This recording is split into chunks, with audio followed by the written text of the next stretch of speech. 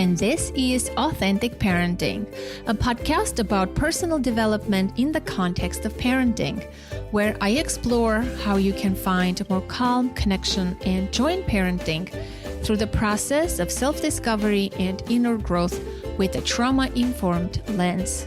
I'm a parent educator, and my mission is to help children by helping parents. The motto of this podcast is raising our children, growing ourselves. Today, raising anti-racist children, an important conversation with nationally recognized anti-bias, anti-racist educator Britt Hawthorne. Britt is a Houston-based Black biracial mama, teacher, author, and anti-bias, anti-racist facilitator. Britt partners with caregivers, educators, and families to raise the next generation of anti-racist children. She's the author of Raising Anti-Racist Children, a practical parenting guide.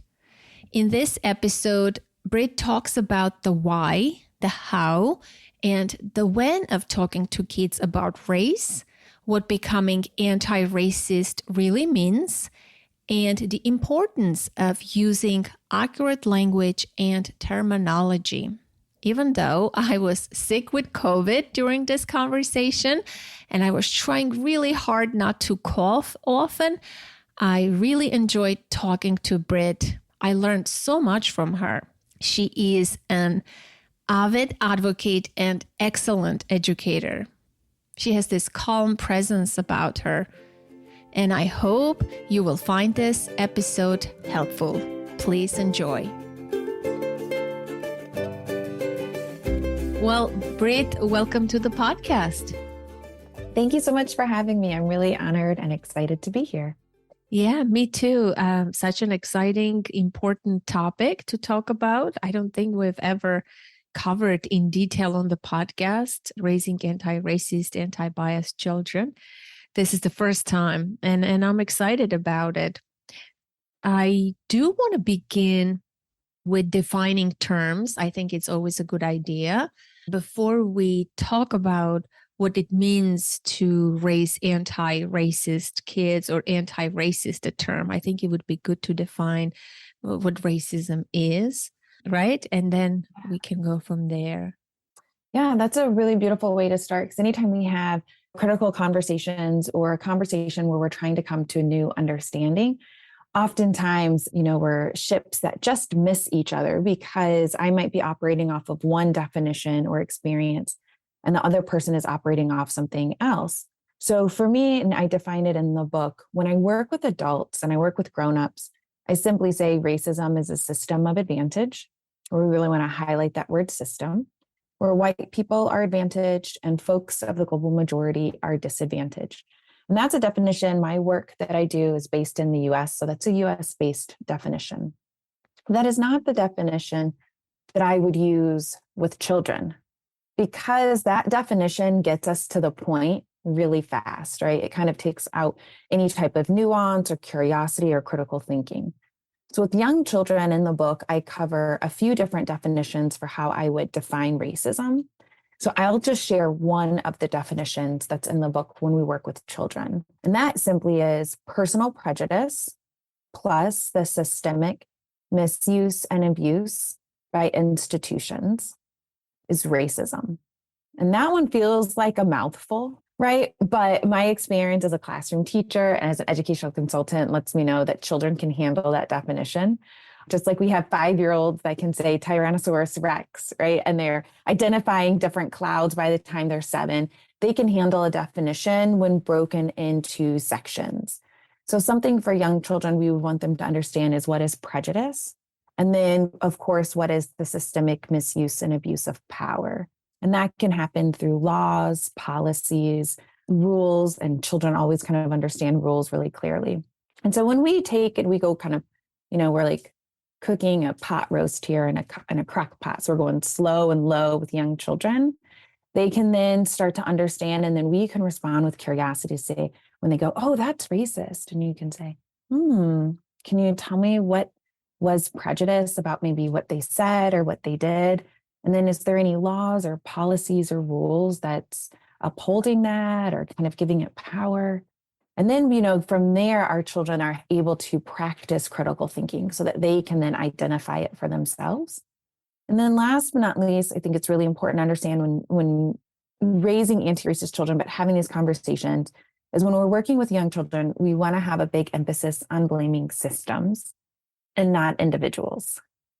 And that is almost counter to what the mainstream narrative is, right? The mainstream narrative is pointing out individuals and saying they're so racist, full stop.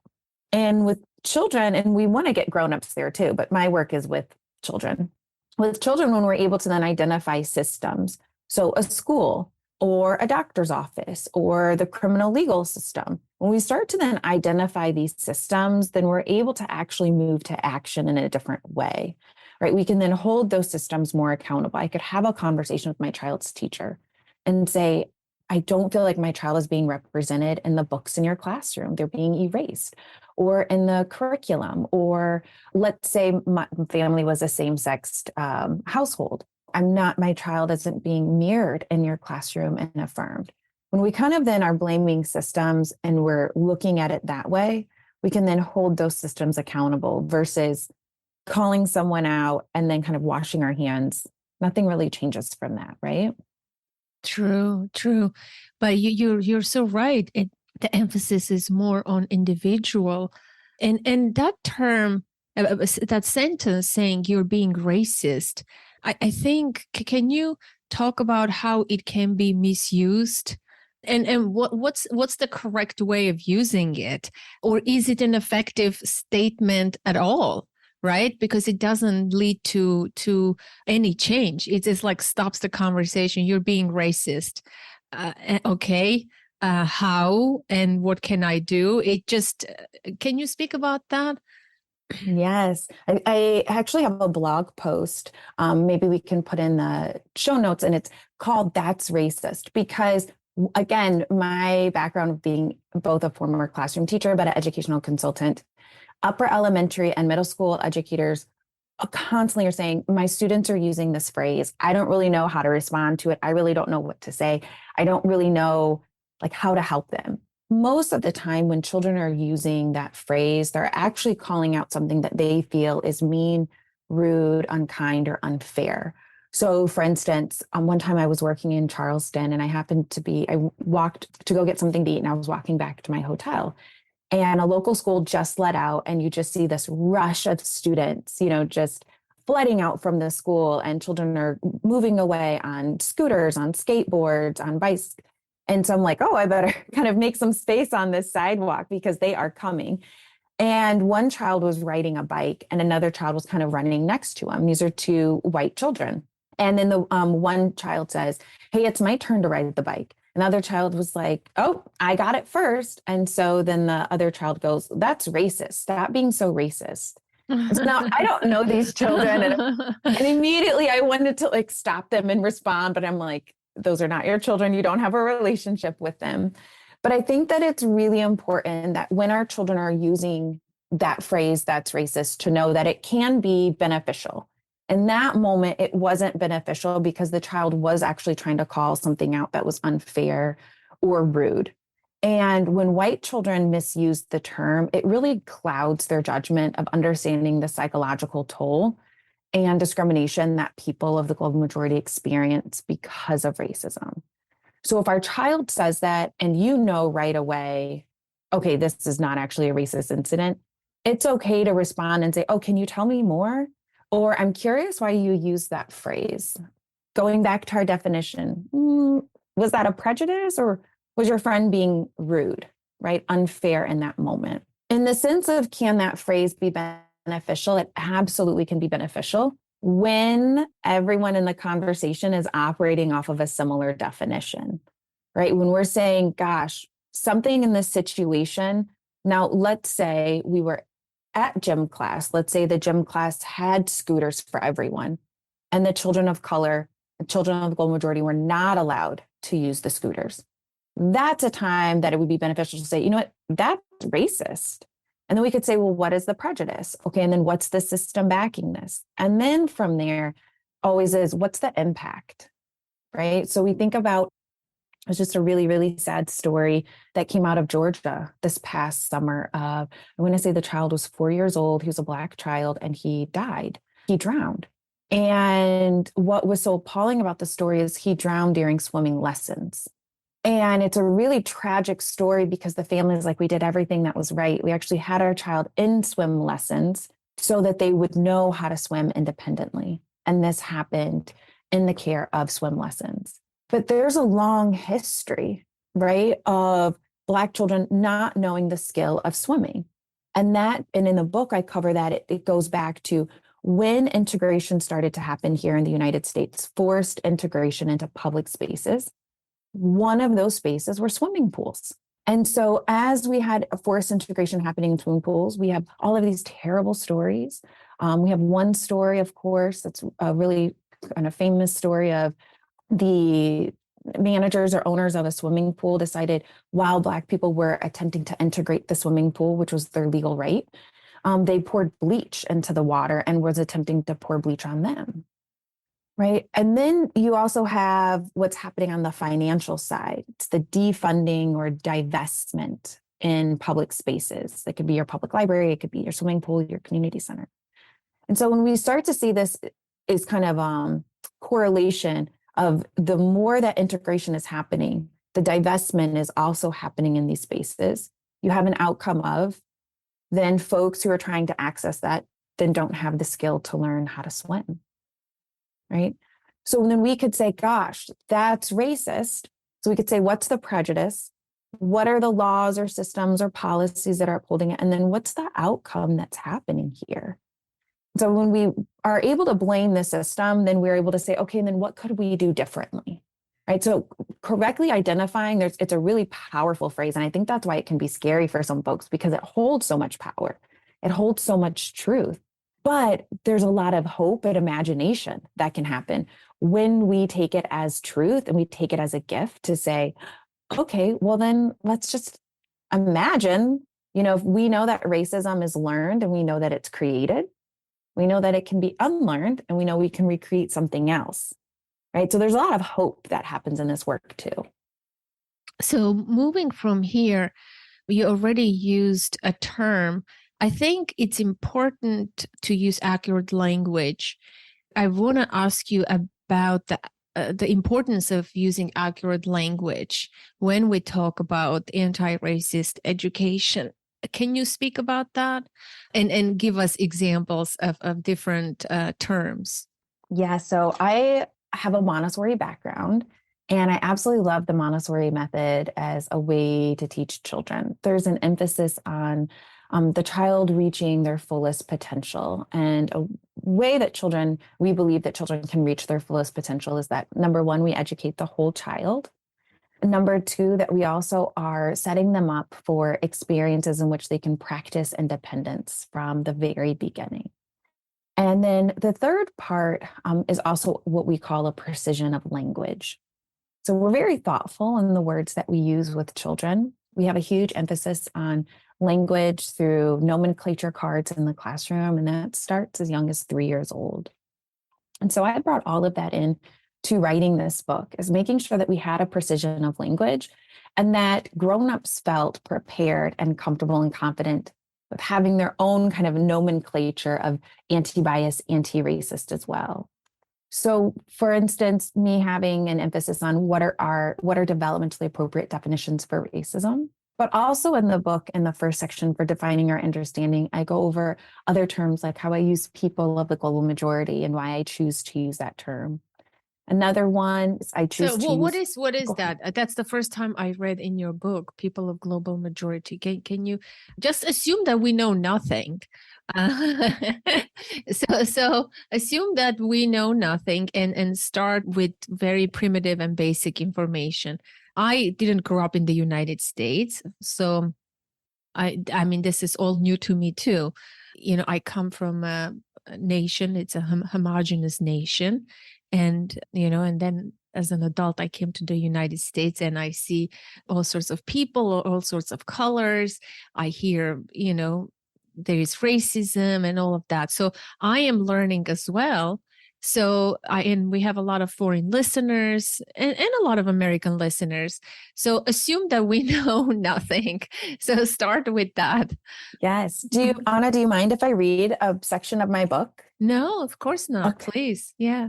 I think this will then be a great opportunity. So I'll actually read what I wrote about what do we mean by global majority in my book. So it says, we choose to use the term people of the global majority, a term coined by Dr. Barbara J. Love, because it directly disrupts white supremacy. There are more people of color in the world than white people.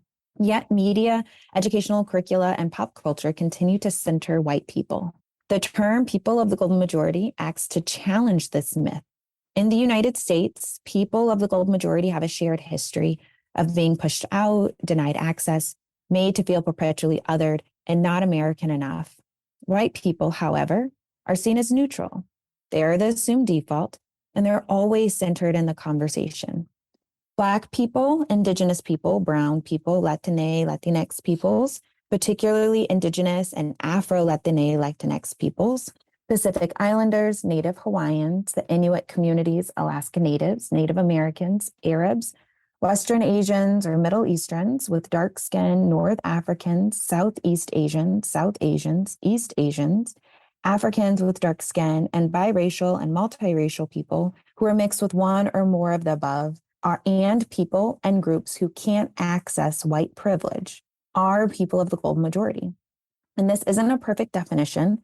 It's important to keep in mind that there are both white and non-white folks who hold different ethnicities that are also targeted by white domination. We acknowledge that this complicates the narrative that white domination works so hard to simplify. And last but not least, lumping all of these groups together into one category can be a form of erasure. So if you're discussing a particular group or groups, just refer to the group by specific identity. And so that's a lot, but that's one of the reasons why I choose to use people of the global majority, both when I work with children, but I wanted to define that because then it allows us to have critical conversations with our children when we're, watching television, we're watching movies, we're looking at books, and we're asking them, who is left out? Who is erased? All of the characters in this story are white, and that's not accurate. That's not how the world really looks, right? So when I stumbled across this phrase, people of the global majority, it unlocked something in my own mind, a different way to look at the world and a different way to analyze media with children. And so I have, several words in here that I'm really intentional when I'm thinking about what is developmentally appropriate for young children. What is going to help them to utilize those critical thinking skills, but also constantly embrace curiosity? That's curious, right? I wonder, and then you kind of fill that question in. Very interesting. Very interesting. I like that term, global majority. And then you mentioned if you want to speak about specific group of people, then you can refer to them. So how about other terms? Terms like Black, terms like minority. I also noticed in the book, the word Black is capitalized, but the word brown is not. Can you explain the difference? I mean, I have so many primitive questions like that. Those are really beautiful questions, and your attention to detail is amazing. And that was really intentional to capitalize Black because in the United States, Black is a multi-meaning word. It can be lowercase when talking about a racial category. And so, we have racial categories. And so therefore white and Black are lowercase. But Black being also an ethnicity and a cultural identity, then it becomes capitalized. And so Black folks here in the United States, we have that very unique experience, unlike any other racial category, that it's both our racialized identity. So someone can be Black American, but it can also be their ethnicity. So someone could be Black Cuban, right? They can be a Black Dominican. They could be a Black Jamaican. And so it can also be someone. So for me, racially, I identify as Black biracial. And so I'm biracial racially, and ethnically, I'm also a Black American. And so I appreciate that attention to detail and why I capitalize that. And then so for brown, thinking of brown as really as a racial category, it's a larger lumping of folks. And brown can mean many things to many different people. And it's one of those words that when you use it and you're in an intimate conversation that you might want to ask the other person, who do you exactly mean when you say brown? Right? Some folks specifically mean Indigenous, American Indians, First Nation folks. Other people might mean them and also Hispanic, Latino folks. Some people might mean them and then also Asian folks from the diaspora, right? But then there's lots of East Asians who will say, I do not identify as brown. And in fact, if I do identify as brown, I almost feel like I'm taking somebody else's experience, right? And so they'll identify as East Asian or more specifically as like Japanese or Chinese. So all of this kind of nuanced language is something that excites me. And I'm always engaging with more curiosity of like, oh, I wonder how someone else uses this word and why some authors choose to lowercase or capitalize. You know, there's books that I've read, folks can't see my bookshelf, but I have books behind me, and there's authors that choose to capitalize white, you know, and I'm always curious about that. And then there's one other word I want to kind of highlight in the book too, or phrase more that I highlight in the book, is that working with children, there's the phrase white privilege. And lots of folks have heard that phrase used. And while I think it's totally acceptable to use the phrase with adults, it is one that I always caution the educators I work with using with children. I don't, in fact, think it is the most developmentally appropriate phrase with children. And instead, I choose to use the phrase white immunity. It was coined by Dr. Nolan Cabrera. And I really appreciate white immunity for a number of reasons. One is that a lot of children have some type of working knowledge about immunizations, what they are. Maybe some children get it, maybe their family does or does not get it, but they usually have some type of working knowledge around immunizations.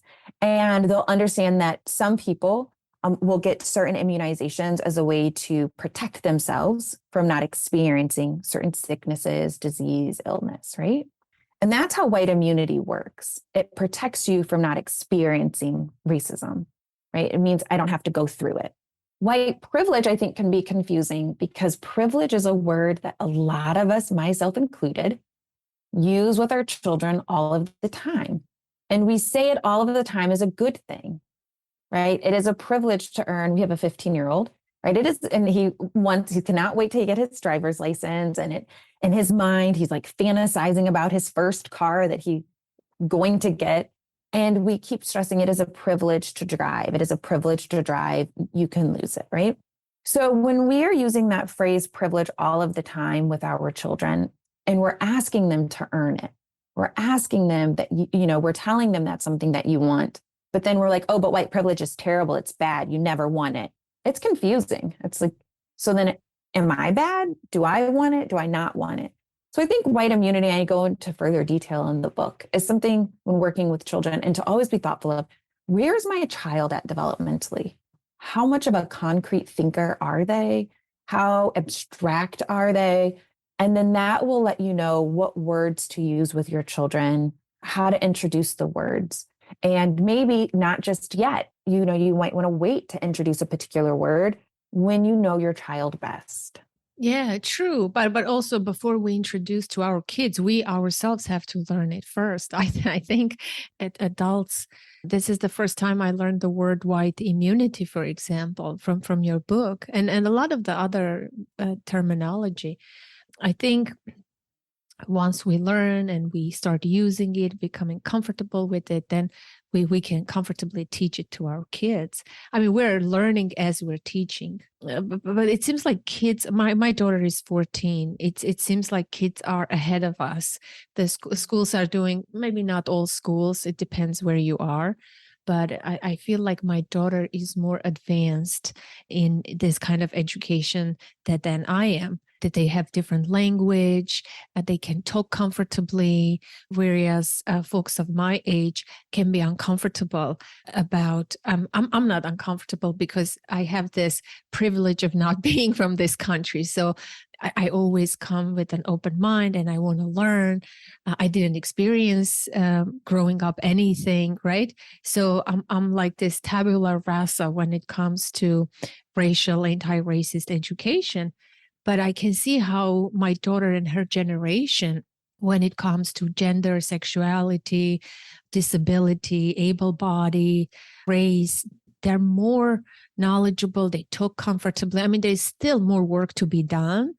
But I right. But I think I like that they have language. They're not embarrassed or scared. They talk, and they are learning. And the schools are doing some work. At least our school, I can see. So that there's so much I learned from my daughter too. I agree. And I think even, if your child 8, 9 and older, sometimes it's simple as just telling your child, you know what, I'm really like, you asked me a question or you said something that made me really uncomfortable. And I don't know why it made me uncomfortable. And I want to sit with that, and you can ask them, well, what do you know?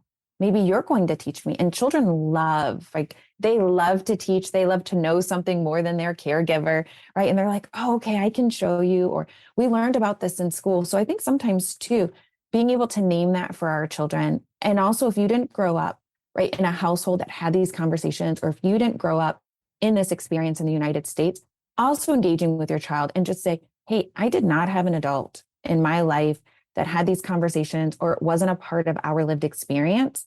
And so being able to share that with them and say, and I want to be an adult in your life that helps you to have these conversations, that think critically about this. I want you to know that this isn't going to be a taboo topic in our home, right? I want you to know that you can come to me. If you experienced racism at school, I want you to come to me and be able to share that. Or if someone called you a racist at school, right? I want you also to be able to come to me and talk to me about that. Those are all things that when we're able to have that humility on us, like you're expressing right now, and say, I'm on the journey of learning right along with you, that's also teaching our children that you don't have to be perfect in this work. And no one is requiring us to be perfect parents, right? And this work doesn't want perfect parents, right? We don't want 100 people practicing this perfectly, right? We need 1 million people thinking about progress. What are the little steps that we can do that we can either shift language, we could shift practices, we could read different books, we can have different conversations with our child's teacher or the principal and school board, and that we're also becoming comfortable and letting our values really shine through.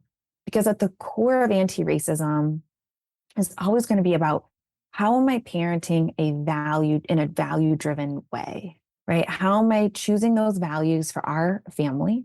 And in the book, I cover some of my chosen values. So one of our values is curiosity. Another value that we have is candor. We really appreciate honesty in our home.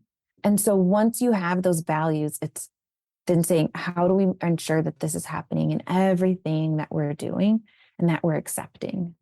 True. I agree about the values. It just shifts everything completely.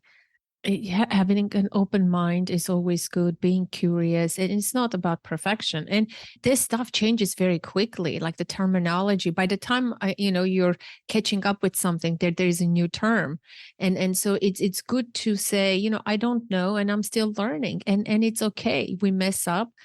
We don't have to know all the answers to have conversations. But when somebody says, that's racist. I've never heard, let's say, from a Black kid who says that was racist. It's always like the opposite. It's white kids labeling it towards something they did or someone else did towards a specific group of kids. Is that right? Is that my observation, or that's not accurate? Is the question, can Black people be racist? Is that the No, question? no. It's like when somebody does something like the bicycle experience you described on the street or something like that. A white kid might say to another white kid, that's racist.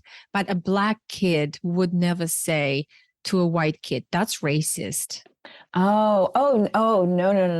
I have so many stories of that Okay, happening. give me stories then. Yes. And it actually, and you know what I'm going to use? I'm going to use a story of a black kid telling a white teacher. Can I use that story? Oh, yes, please. Okay. So I was called into a school. So they were not originally my school client, but I was called into a school because this was upper elementary. So maybe fourth, fifth, or sixth grade. And long story short, what happened was a black kid and a white kid had got into a physical altercation inside the classroom, and like desks were pushed and everything. And so the teacher, who was a white male, he asked the black student to go wait in the hallway while he figures it out. And so he was like, I'm going to separate the two students. And I sent the black child in the hallway and I started talking to the white child. It comes out that the white child was the one who actually instigated the situation, both instigated it verbally, but also had through the first hit. And so then from that, now we have this entire classroom that has now watched an altercation happen and then watched the black child as the one who was pushed out of the classroom and not the white child, right? So then when the witnesses are like sharing, no, this is what happened and everything, then the teacher said, okay, well, you two need to mediate and you need to talk about it. And this will happen during your recess. And so the black kid is like, I don't want to mediate anything. I've already said everything I needed to say, and I wasn't wrong, and I don't want to miss my recess. And so the teacher was like, you're not being a team player. That's, you have to go through conflict resolution, and this has to be mediated. And so really forced a conversation between the two during recess. And also then in that conflict resolution had forced an apology. So at that point, the black child says to the teacher, you're racist. And the teacher felt like the child was being very disrespectful and was name calling. And so ended up writing the black child up, sending him to the office with some disciplinary action. I can't remember if he wanted the child to miss recess or have in-school suspension or something. So at that point, I forget what happened, but anywho, I get called into the conversation. And they said, Britt, could you help us? We think that we are in a pretty messy situation. We're in a web and we don't know how to untangle it. And I said, yes. So when I came in, the white teacher was very defensive and basically said, I had a student who was name calling me, who insulted me and disrespected me. And so I wrote him up. And I will not tolerate being called racist in my classroom. Again, it's because of the definition that the teacher was using. Instead of, saying, okay, what definition are we using? Because what the black child is saying is noticing. And again, this is like 10 years old, 11 years old. The black child is noticing, I haven't done anything wrong. And somehow I keep getting punished. I keep getting blamed and I'm a part of this. And I just want to be a fun loving 10-year-old. And I want to go outside and play kickball with my friends. I haven't done anything wrong. And as the victim, why am I being punished? So the 10-year-old has already accurately identified this situation. The adult has not, and probably the other child has not either. So when I come in, one of my very first questions is, would you ever allow a child to call out racism in your classroom? And you could tell the teacher felt very uncomfortable and was like, I actually don't know. I guess, and he's like, I guess if we were learning about Dr. King, so you're okay with the child calling it out if it happened 60 years ago, but not something that's happening to them right now in a moment, right? That's what we would call being very performative in a way, where you're still centering your own comfort. So then after we worked through a definition and we had talked about it a little bit more, and then also I worked with the teacher to understand a couple things. That number one, when a child of color experiences racism, they didn't do anything wrong. They did nothing wrong. And so one of the things I work with teachers and what I found a lot of success in, this just happened to our youngest this past year. He had experienced racism from a peer at school. And is that we have children of color respond by saying, that's racist. And I don't know where you picked that up. And I hope you put it back down. And then the child of color can exit the situation and they don't have to return. They don't have to go through mediation. They don't have to do conflict resolution. They don't have to accept an apology. And I think that is very hard for white folks who are so used to folks of color waiting and educating them and going at their pace of their own comfort. And what I come and say is, no, children of color do not have to experience racism. And when they do experience it, they don't have to be the learning tool on top of that. That is the psychological toll of racism. That is why it was such a relief to hear the American Psychological Association say that racism, in fact, is traumatic. It's traumatic to experience it, right? So that's kind of that one situation that happened when there was a Black child who said it to a white adult. And then I can share really quickly too about the story of Kobe this past year in class as well. So he's in third grade. He goes to our local public school. He has a great time, great teacher. He's loving it. Friday night, we're eating pizza, as we usually do on Friday nights. And he just casually says, "Oh yeah, Sarah told me that I didn't belong in our working triad today." And I said, "Oh, she did?" I go, "And then what happened?" And Kobe said, "Well, I asked her, why did she say that?" And she said, "Well, it's because you're Black. You don't belong in this triad." And so I go, "Well, then what did you do, Kobe?" And he's just casually eating his pizza. And he's like, "Well, I just told her that's racist." So she asked me, "What's racist?" And I said, "When you mistreat someone because of the color of their skin." And I was like, "Okay, well, that was pretty accurate. All right." And I said, "Well, then what did Sarah say?" And she said, "Well, she just said," kind of shrugged her shoulders and was like, "Okay." And I go, "What did you do, Kobe?" And he said, "I got my things and I went back to my desk and I finished work time." And he was like, "I got all of my work done. And then we went to recess and he had a great time." And he seemed pretty unbothered by the situation, which is something that we want to happen, right? It's something that we want to happen. So then later on, during bedtime, I came upstairs, I sat on Kobe's bed and I said, "Hey, let's talk a little bit more about what happened earlier today. And I want to know, how can I support you? Do you want me to talk to your teacher? Does she know about it?" And Kobe said, "Nope, I didn't tell her." He's like, "I felt like I solved it." He was like, "I told her it was racist." And he goes, "I did what you told me. I left." I said, "Okay." I go, "I still will talk to your teacher just so that she knows." And I said, "But I want you to know that what Sarah said to you was in fact rooted in racism. And I don't know where she picked that up. And I really do hope she puts that down." I go, "Because what she said, it was inaccurate and it was hurtful and it was wrong." Right? Like, those are three things that I want to make sure that my Black son understands. But I also want him to understand it is not your problem, right? No way, shape, or form is it your problem to try to figure out. And so I had a great conversation with the teacher and she had a great conversation with the child. And then the child and Kobe ended up having a conversation. And it came out that her and Kobe are really good friends. They were friends before and they're friends now. And what she was trying to say was that she had learned about segregation. And she wasn't actually trying to say, like, "Kobe, you literally don't belong." She just was saying, "Oh, kind of, in this moment, it's odd that you're here based off of what I learned on segregation." Because we have to remember she's 9, right? They can draw inaccurate conclusions. They say things that can be, broken pieces. They're trying to put things together. And then the mom had reached out in a really lovely way. And she apologized profusely. And she said, I don't know where she got it from. I'm so sorry that happened to your child. If there's anything that we can do to make it better. And I'm just really sorry that happened to your child. Right. But those are examples of when Black children are accurately identifying racism that's been enacted by white people. But oftentimes what happens is when Black children say it, they are coded as being angry or mean or disrespectful. And it's so hard to hear that's racist, instead of saying, "Gosh, I bet it's really hard to experience it." So if we can center that harm instead of the feelings, right? Like harm over the feelings, then we're able to come to a new understanding together and really protect children of the global majority. Wow, thank you for those examples.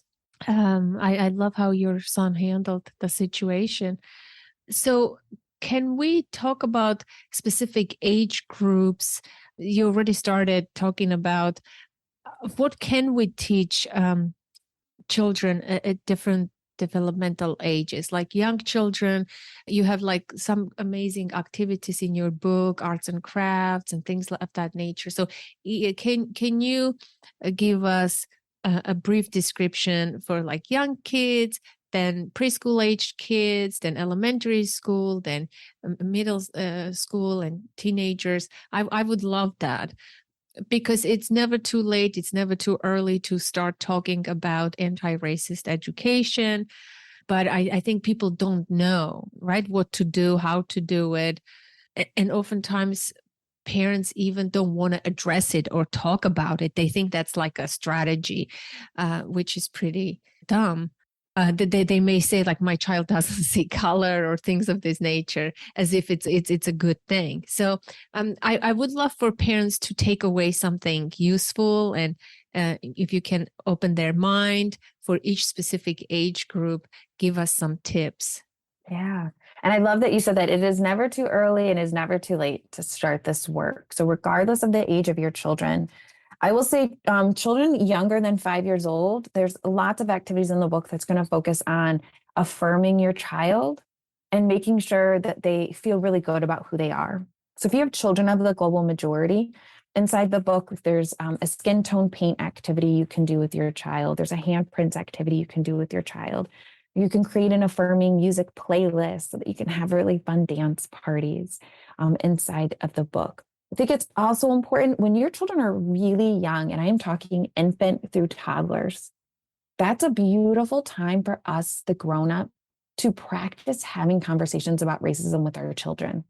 We don't realize that. We think that, okay, I have to wait until they're, 7 or 10 or 15 to have the conversation.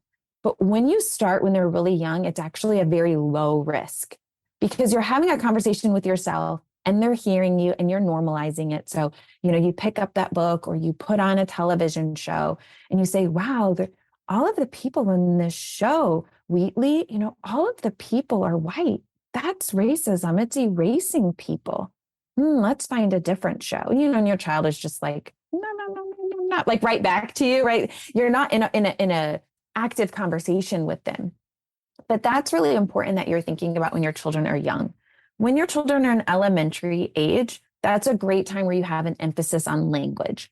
They love language typically right around 7 years old. So oftentimes we'll witness our children who love riddles. They might try Pig Latin. They have some type of logic with language. So right around then is when you want to start to really have this emphasis on accurate language. And in the book, I talk about and give some examples of how we can do that specifically around skin color and the rich language of brown, and being really comfortable about talking about brown skin tones, and identifying them differently. And then by the time your child is an adolescent, that's where you can really ramp it up. And not only can you ask them to do certain research projects. So if there's a word or phrase you're unfamiliar with, right? Or if, let's say you heard something like the pink tax and you're like, what's the pink tax? Like I caught a glimpse, I heard a glimpse about it on NPR and I don't know what it is. Ask your child, hey, I heard something called the pink tax. Can you look that up for me and let me know what it is? That's a great time for adolescents that they're utilizing their research skills that they're already learning in school and that they can come home. It's also a great time that you go out and do a lot of out of the house, going out activities with them as well. So if they come back and then say, oh, the pink tax is a tax where essentially companies charge more money for the exact same products, but the products are marketed towards women and females because they'll have like the color pink, or it'll be a berry scent, but it's the exact same product by the same company, right? I look left and I see blue razors. I look right and I see pink razors, but the pink razors are $1.30 more. Right? That's the pink tax. When we go out, we want to go to those big box stores and see, can we find pink tax? Right? Can we locate some of the products that are doing that? And then once you locate it, write a letter, share it on social media, right? Practice that activism with your children. Love the activism part. Yeah, because you don't want to stop at education. This is endlessly fascinating, and I am learning a lot by just speaking with you. But I want to ask one question. Why anti-racist and not a different term? Like, why anti and not pro tolerance or pro peace or pro something? Like, can you explain the difference for me? Yes, when I first started consulting in 2017, I remember I had school clients who would ask me not to use the word anti-racist, in which I declined then working with them because I don't know another word that so succinctly and accurately talks about what we're working to do. And so having that clarity of that we are working to dismantle racism, it offers us then the framework and the pathway forward. I also continue to choose anti-racism because it's not a new word. That word has been around for over 100 years, and it allows us to connect to those breadcrumbs that our ancestors had left us before. I love how Tiffany Jewell, she's the author of this book, is anti-racist. And I had asked her a question. I said, Tiffany, how long do you think anti-racism has been around? And she's like, Britt, as long as we've had racism, we've had anti-racism. We've always had people who knew that racism was wrong, and we've always had people who worked against it to dismantle the system. We just haven't always had enough people working aggressively to dismantle it. And so using that phrase anti-racist connects me to those other folks who have also used anti-racist, and that you can look it up, Google it, find books that use it as well. That's a really beautiful question, and I'm glad that you asked it. And do you think at some point in our history, we will stop using that word and use a different word instead? A more let's be tolerant of people. Let's be accepting of people. I don't know what word, but a word like that. Like I would dream of a future like that when we don't have to be anti-racist. So it will be the norm. Do you think there will come a time that a new emergence of a new word will come around? Yeah, and I definitely think that we have those words that are already here that some folks choose to use, whether it's multiculturalism or it can be liberatory, all of those words as well. And I think though, because again, we haven't dealt with racism, that we're not solving it, because you can say, I want to raise a child who embraces multiculturalism. And then you kind of keep skating over, okay, but racism still exists and is creating disproportionate outcomes for children, right? So I think that hopefully, I'm very hopeful that we are one day going to dismantle racism. And so therefore, anti-racism is something we're only going to read about in history books. I do this work because I am so hopeful and optimistic that day will come. And I want to caution folks about picking up other words that allow you to kind of skate over the systemic discrimination that people experience in the United States. Mm. Well, thank you, Britt. This was very lovely connecting with you. I learned a lot. I want to thank you for writing the book and for doing the work, the hard work, and you're doing it with humility, with passion. I can see it's really a good example. Oh, thank you. Thank you so much for having me on the show, for creating space, and for all of the listeners who shared time and space with me today. Thank you. That concludes today's conversation, my dear listener, and I hope you enjoyed it. What's your biggest takeaway? Did you learn something new? I sure did. I was really intrigued by the new terminology and the accuracy of language that we need to pay attention to. I really would love to hear your feedback, your comments, so get in touch. You know where to find me. I always love hearing from you.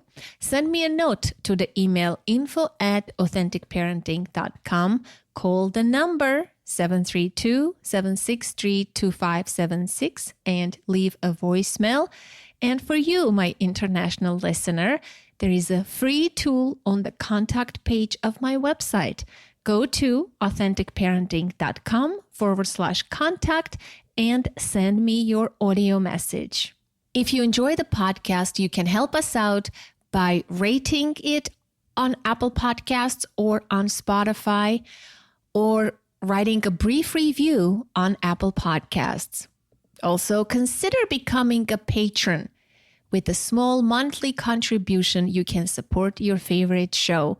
Join the existing 21 patrons who together contribute $121 towards our monthly goal of $500. You can find the show and follow it wherever podcasts are played. Apple Podcasts, Google Podcasts, Spotify, Amazon Music, Pandora, and elsewhere. And if you want to see what I'm up to in my private life, connect with me on Instagram, the only social media platform of my choice. Until next week, connect to the present moment, to yourself and your children. I am Anna Seewald. Thank you so much for listening.